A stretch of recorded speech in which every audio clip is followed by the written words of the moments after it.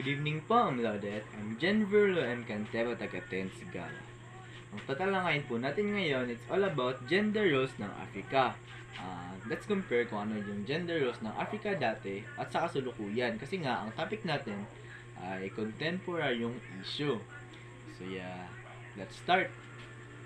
So first of all, halangkutin muna natin ang gender roles ng Africa dati. So 'di ba, mostly ng gender roles ng Africa dati is ang paniniwala nila is ang lalaki ang nagdodominante sa isang pamilya. Sila yung mas malakas yung karapatan nila na kasi nga sila yung nagpapabuhay ng pamilya nila, sila yung nagtataguyod ng pamilya nila mula sa pagkain hanggang sa mga kagamitan. And ang paniniwala naman sa mga kababaihan dati is sila lang yung nag-aalaga ng kanilang anak, sila yung nagluluto ng mga ulam, sila yung gumagawa ng mga gawaing bahay. And dati din is mas malaki yung knowledge ng mga kalalakihan kasi nga sila yung pinaprioritize sa pag-aaral, sa pagkakalap ng mga logic ng mga paraan kung paano mamuhay. And ang mga kababaihan dati is parang slave, like hindi sila masyadong pinaprioritize once sa mga pag-aaral, sa mga pagboto-boto, sa political, and bawal din sila magtrabaho kasi nga ang paniniwala nila dati sa mga kababaihan ay mga mahihina. Dapat lang sa bahay, dapat lang sa tahanan. Pero ngayon nga, based sa aking research, ang nag-enhance yung gender roles ng Africa ngayon.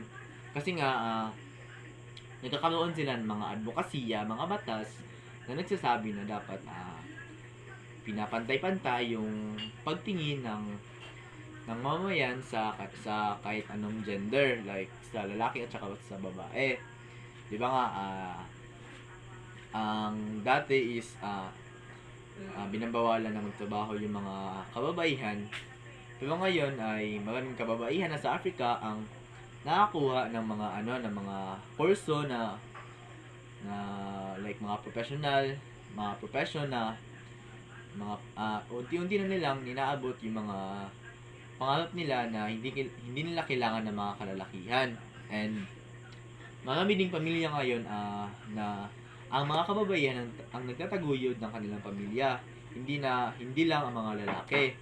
Pero nape-pressure pa rin yung mga kalalakihan sa Africa dahil nga normal lang talaga na sila yung magtaguyod ng kanilang pamilya. And ngayon is yung mga kababaihan din is sumasali na din sa mga political na mga usap-usapan, and sumasali din sila sa mga pag-aaral.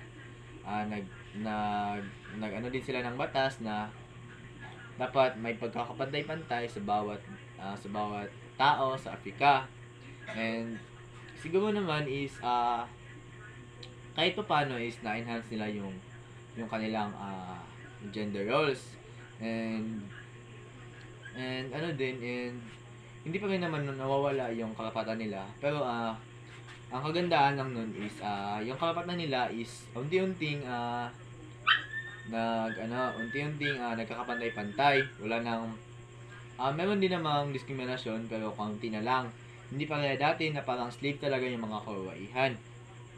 Yung mga kalalakihan ngayon is medyo na-less yung pressure din sa pagtataguyod ng pamilya kasi nga pwede na magtrabaho yung mga kababaihan or yung mga asawa nila.